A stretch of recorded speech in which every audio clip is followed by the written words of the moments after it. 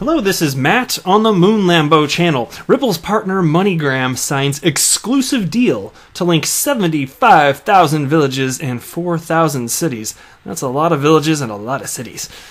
So I want to run through this because it's important for a couple reasons, and I will explain why. I also want to take this opportunity, since we're already talking about MoneyGram, to maybe talk about MoneyGram stock price not doing as hot as it was a few months back. I think it's down. What is it down at this point? Something like 60% or something like from its recent all-time high. Well, not all-time, recent high. That's the right way to word it. It used to be way higher, like over a decade ago. But I just want to briefly touch on that at a minimum. And then also, there's a really short Twitter thread that I want to comment on, having to do with XRP versus JP Morgan's quote-unquote cryptocurrency. Are they even calling it that? Digital asset? What are they calling that damn thing? Anyway.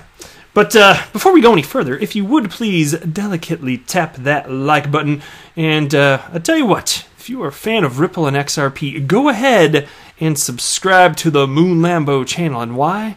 Because all the cool kids are doing it, and you're a pretty cool kid, you know it. Be hip. Alright, so I got this story from the Crypto Caveman. Shout out to you, I really do appreciate it. Tagged me along with fellow XRP YouTubers Brad Kimes and the Digital Asset Investor. So let's go ahead and hop right in here.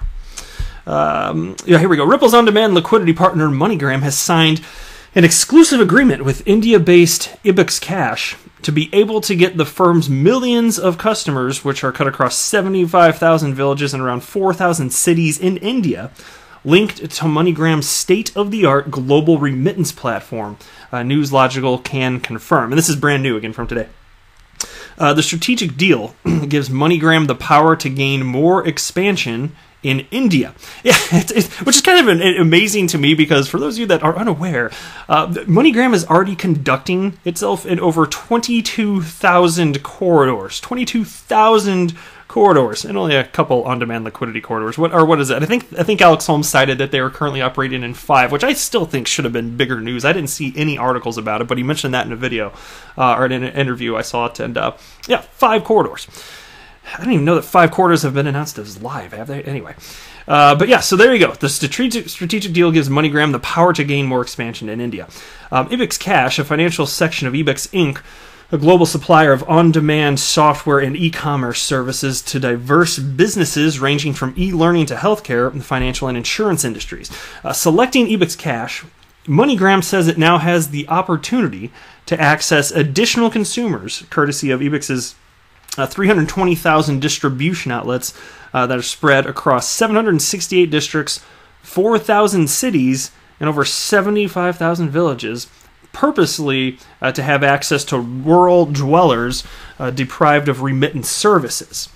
Now, customers of IBEX Cash across the locations now make use of MoneyGram platform for seamless and affordable sending and receiving of money from friends and family in over 200 countries of the world. Exactly. So they're getting access to other regions to which they weren't reasonably or easily connected.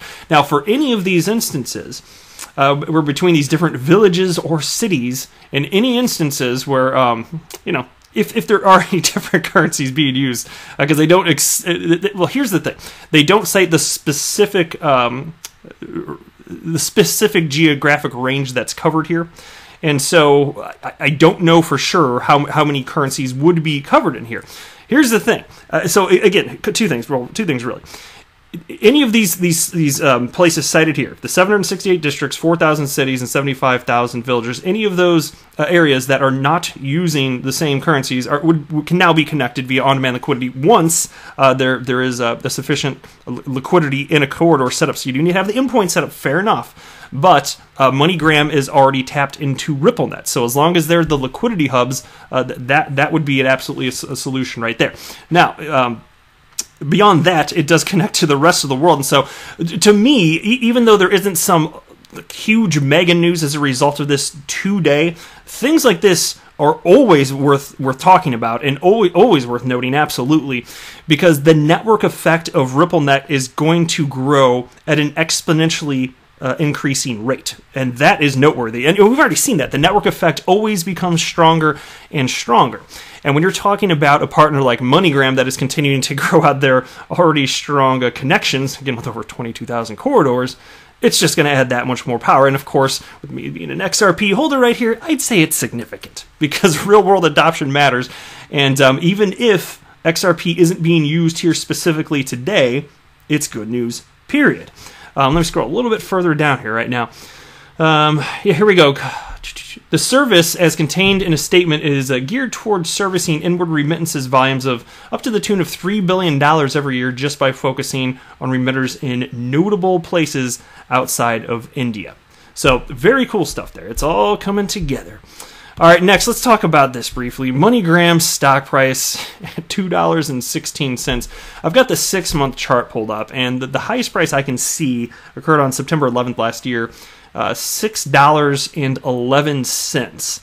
So down quite a bit. Now, here's what I wanted to say about that. Now, obviously, the direction that MoneyGram is going in terms of actual development and positive news, it's all heading in the right direction, right? So, to me, what you're seeing here is speculative humans that pushed the price up to $6.11, which is the recent high. And that happened thanks to MoneyGram's partnership with Ripple. That's what got this all going. Because here, if I do here, let me pull up even a 1-year chart. You can see down here, June 10th, it was at $1.49. Then it ramped up. That was on the Ripple news right there, that partnership right there. And then it did climb, it did climb, it did climb. And I think all you're seeing here is retracement. And frankly, you just see this is how humans behave in markets. You see this in the stock market as well. Things can be quite volatile. Which is why, frankly, and I'm not going to get into it, it's outside the scope of this video, but that's why in terms of investing, yeah, I invest in XRP for fun. I would consider it to be high risk, despite my confidence in, because I'm Mr. XRP bull. I think we don't know how things are going to pan out, okay? Let's just be real. It's high risk. It technically is, but even though I couldn't be more confident, I mean, if you're wrong, you're wrong, but there's also that risk versus reward factor, and that's why the opportunity for asymmetrical gains, it's what keeps me here. But still, as far as investing, there's a reason that, generally speaking, I just don't pick individual stocks. I'd rather just invest in an index that's mirroring the S&P 500. To me, that makes a whole lot more sense if you're thinking about long-term financial viability and just what's the least sexy but most responsible thing you can do in terms of investing. And I'm not offering financial advice, I'm just sharing an opinion, but it would probably be just investing in that. But I gotta say, it's a lot more fun researching XRP and regularly investing in that. And I also, again, couldn't be more confident, but I don't know how you could, given that there's only 11-year history and it's been extremely volatile, I don't know how you could not classify the crypto asset class as a whole as risky, even if you're as confident as someone like me. And I am confident that I'm doing the right thing, or else I frankly wouldn't be here and I wouldn't have this much fun putting out content about crypto on a regular basis. But anyway, so I just kind of wanted to highlight this. Hadn't talked about the MoneyGram stock price in some time, but I do fully anticipate it'll go up at some point. It's just a retracement. I don't think it actually matters, but just wait. Imagine if I had to guess, just for fun, yeah, it would look better a year from now, but we'll see. All right, next here is a few tweets here from Poochie, who ended up tagging me along with some others. And it was to a story which I'm not going to cover the story only because I'll mention it, but I actually did cover it just the other day, made an entire video about it, so I don't want to rehash all that information, but the Twitter thread also got kind of interesting, so I thought I'd highlight it. And so shout out to you, Poochie, and thank you very much for tagging me regardless. I do appreciate it. And he wrote, "To more players entering this space/market of remittance payments just validates the significance, utility, and opportunity for XRP. Can the competition catch up to XRP?" And it was this article, and I covered it from a different news source, but it's the same topic. They're talking about Stellar Lumens here. Well, technically it was Lightnet, who is building on top of the Stellar blockchain. They raised a bunch of money, $31.2 million Series A funding, and they're going after Swift to a certain degree. And so I did cover that. Don't want to get into it any further than that, but Christopher Benck, who I was not familiar with, I just hadn't seen him on Twitter, but he responded to Poochie here and wrote, "Can XRP catch up to JP Morgan?" And so I read that and I thought, XRP catch up to JP Morgan? That doesn't make any sense. Poochie responded, "Chris, hate to ask another question, but can the JP Morgan coin be used as a bridge currency?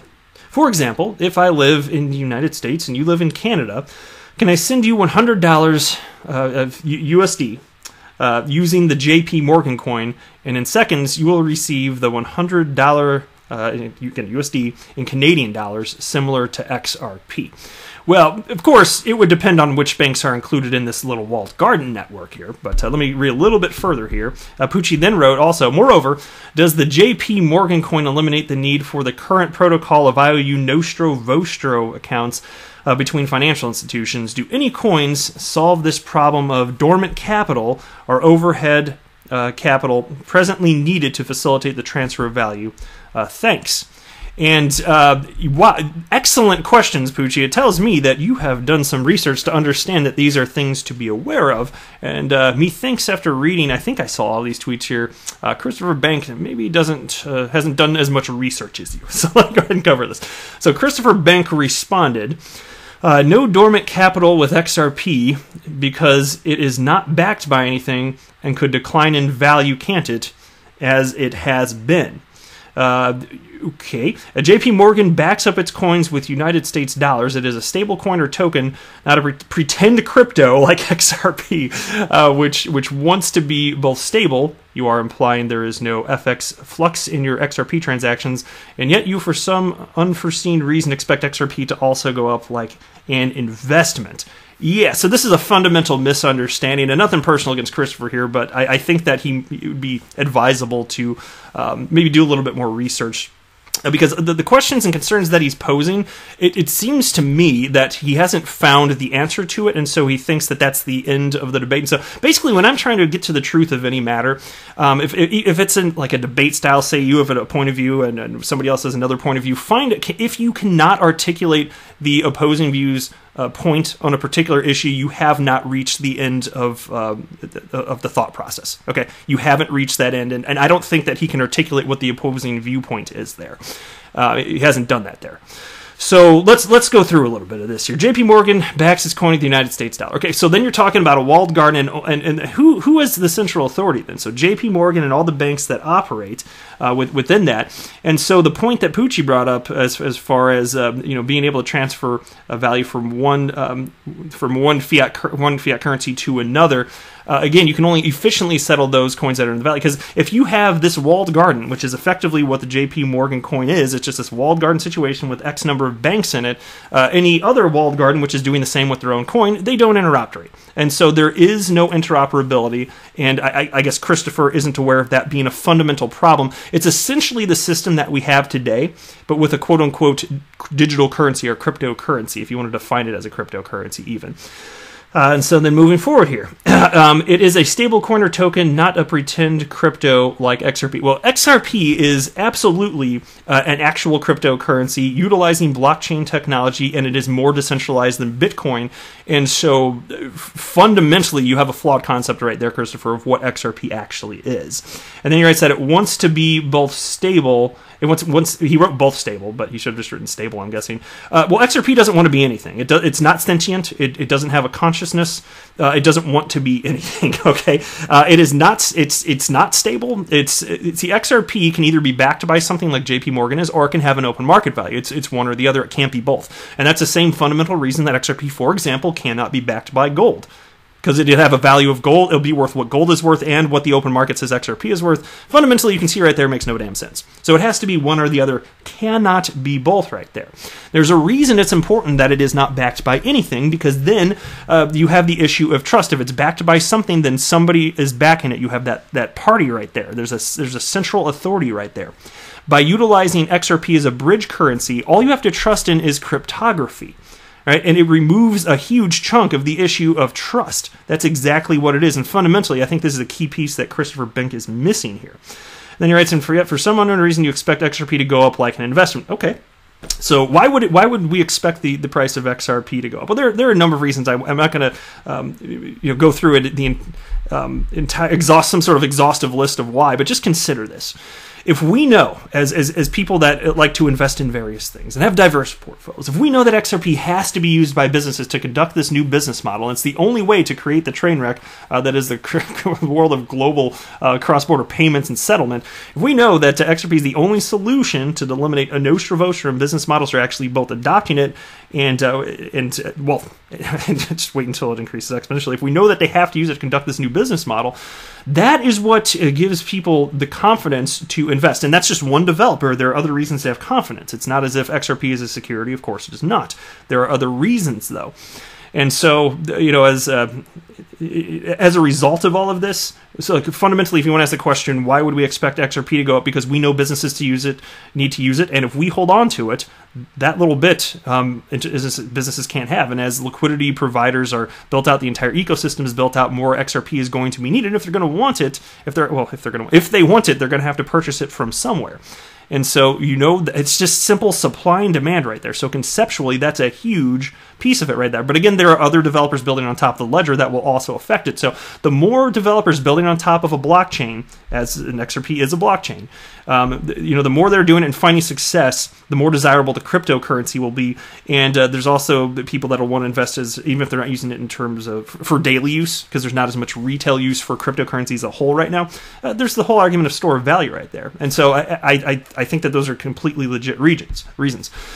Christopher also then wrote, Poochie, can you explain what backs XRP in transactions? I'd like to know. Well, XRP, again, is backed by nothing, and that's the point. If it were backed by something, then it would not be able to solve the fundamental problem that Ripple is utilizing XRP to solve. Cannot happen if it's backed by something. That is the whole point.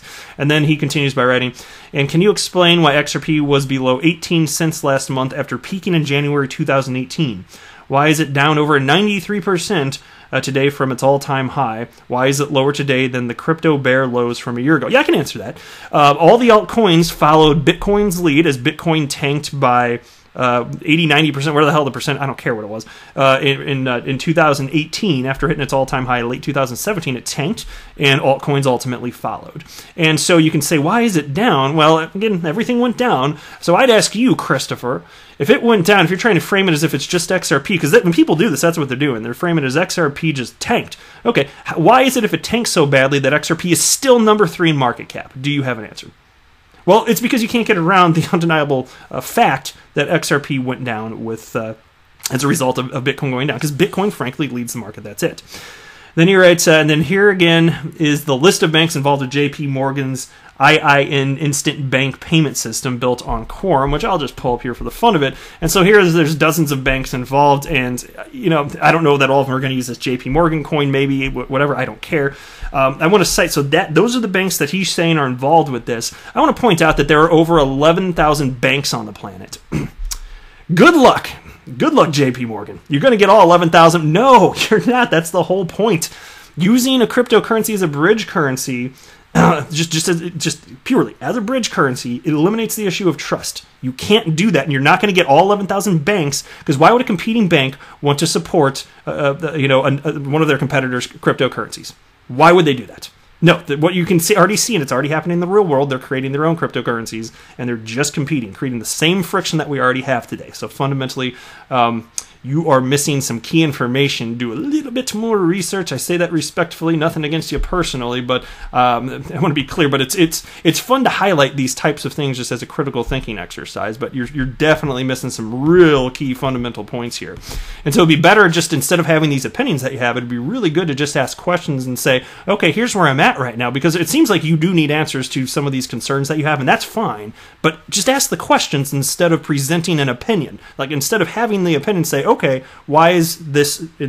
Why are things as they are? Why do you see it like this? So anyway, just in general, that's how I treat things in life, because it's okay to not have the answer, and it's okay to not have an answer. It's okay to say I don't know. That's what I do in life. If I don't know something, I'm just going to say I don't know. Anyway, that's it for this video, though. I am not a financial advisor. Do not buy or sell anything because of anything that I say or write. That would be a very, very, very bad idea. Until next time, to the moon, Lambo.